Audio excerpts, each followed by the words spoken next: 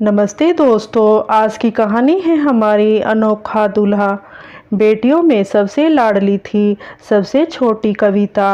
कविता सांवली रंगत वाली व स्वभाव की तेज थी। उसकी पढ़ने में अधिक रुचि न थी, इसलिए उसने इंटर तक की पढ़ाई की थी, पर वह दिमाग की बहुत तेज थी। सांवली रंगत और कम पढ़े लिखे होने के कारण उसके माँ बाप को उसकी शादी की बहुत चिंता रहती थी और सुधीर बाबू को दामाद भी सरकारी चाहिए था जो भी कविता को देखने आता। उसकी सांवली रंगत और कम पढ़े लिखे होने की वजह से उसे नापसंद कर देते। एक दिन व्यापार के सिलसिले में सुधीर बाबू की मुलाकात राजेश जी से हुई। उनका एक ही बेटा था, रोहन, वह भी सरकारी मास्टर। राजेश व उनकी पत्नी शांति दोनों ही लालची प्रवृत्ति के थे। बातों ही बातों में सुधीर ने राजेश जी से अपनी बेटी की शादी की बात कही। राजेश जी ने भी सुधीर के धन के किस्से सुन रखे थे। बस फिर क्या था, बिल्ली के भागो छिक्का फूटा।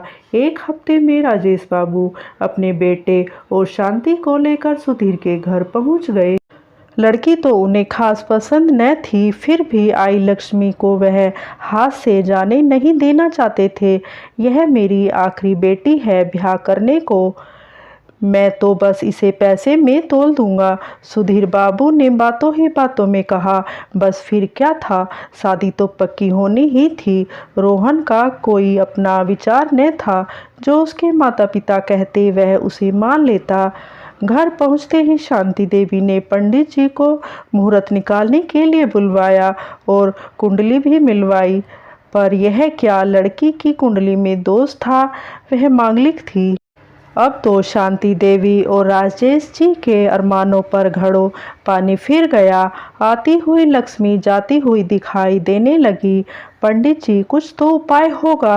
राजेश जी पंडित जी को दक्षिणा देते हुए पूछने लगे। हाँ हाँ, क्यों नहीं, अभी बताता हूँ, पंडित जी ने दक्षिणा जेब में रखते हुए जवाब दिया। अगर लड़की का विवाह लड़के से पहले किसी कुत्ते से करा दिया जाए तो सारा दोष खत्म हो जाएगा।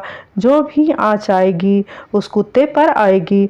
बस फिर क्या था, शांति देवी ने उपाय सुनते ही सारा हाल कविता की माँ को कह दिया। कुत्ते से शादी। कविता की माँ और कविता दोनों इस बात के लिए तैयार न थे। कविता जिद पर अड़ी थी, इसे अच्छा रिश्ता कहीं नहीं मिलेगा। सुधीर बाबू ने सरकारी दामाद के सपने के आगे कविता और उसकी माँ की एक न चली और वह दिन आ ही गया। कविता को दुल्हन की तरह सजाया गया। कविता मन ही मन बहुत दुखी थी। राजेश बाबू और शांति देवी अपने घर से कुत्ते की बारात लेकर कविता के यहाँ पहुँचे। कविता राजेश बाबू के लालच को भाप चुकी थी। उसने उन्हें सबक सिखाने की ठान चुकी। कुत्ते को कविता की बगल में बैठाया गया। पंडित जी मंत्रोच्चारण करने लगे। शांति देवी कुत्ते का हाथ पकड़कर सारे कर्मकांड करवा रही थी। विवाह संपन्न हुआ। खड़े होकर बड़ों का आशीर्वाद ले लें। जैसे ही पंडित जी ने यह कहा, कविता उठ खड़ी हुई, तपाक से बोली, अब मेरा पति यही कुत्ता है, अब मैं किसी और से विवाह नहीं कर सकती। शांति देवी और राजेश बाबू अबाक रह गए।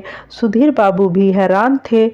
मैं ऐसे घर में शादी नहीं कर सकती जो दहेज के लालच में कुछ भी कर सकते हैं। कविता की इस हालत के जिम्मेदार न केवल राजेश बाबू और शांति देवी थे, बल्कि उनके पिता भी उतने ही जिम्मेदार थे।